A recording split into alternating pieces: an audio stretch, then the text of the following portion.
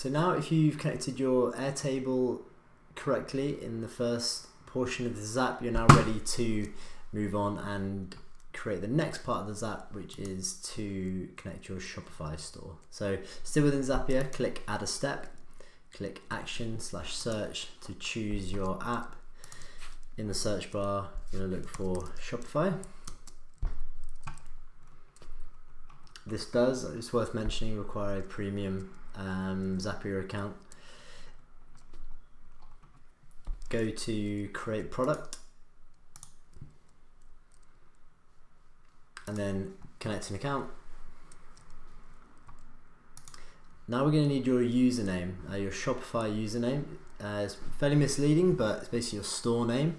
So if you go to your Shopify URL where you've created your store, in your URL before the .myshopify.com, just copy that portion. Ours is called makerpad-store.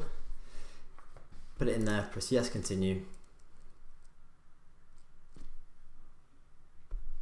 That will show you this pop-up, and because Zapier isn't listed on the Shopify App Store, you're going to have to just scroll down and press install unlisted app, which will connect it, and you should see it in here. Press test. If you get a success message, we're good to go. Next, save and continue. Now we're going to want to set up our template to map the fields across from Airtable into Shopify. Fairly simple. Go to this insert field button on the right hand side here, press insert field, and then map the data across appropriately. So title, we're going to want to have our product title. Product type is going to be, scroll down, product type. You can also search in here if you don't want to scroll. Vendor, cheap t-shirt company, description, tags. You can put publish that date. I'm going to leave it in this case though. Price, leave quantity off.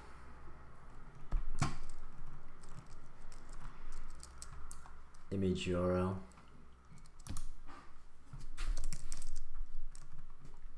So for the image URL, we're going to want to get a, depending on which image you want to bring across, it'll give you different versions, so it'll give you different sizes. We're just going to choose the image 1 thumbnails large URL, and this will give you a height and width of 480. I don't think we need a full 3000 by 3000 image. If you want the thumbnail, or you could just go for the original image 1 URL down the bottom. In fact, we're going to choose that one. If you did want to add in more versions of your picture, or if you added a second image, that will show up underneath it as well, and you can put it in here. Then select, do you want it to be published or not? So if you want it to go live to your app store, if you want it to go live to your Shopify store, press yes. If you don't, press no, and you can sort of publish it. For this occasion, we're going to do yes. Publish to point of sale, no. Oh, actually, press yes. We haven't got a point of sale, so it's fairly irrelevant. But once you have all the fields mapped, press continue. Then that's it. Scroll down, send a test to Shopify, and if all has worked as we expect it to, we should see this product in our Shopify store. Send test.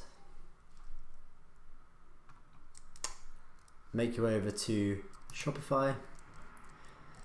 Press refresh. And we now have 2 products instead of 1. We now have a black t-shirt as well as a white t-shirt. Expanding the range. Open it up, check all the fields are there. There we go, t-shirt, cheap t-shirt company. We've got our tags, we've got a price, we have our image, we have our stock.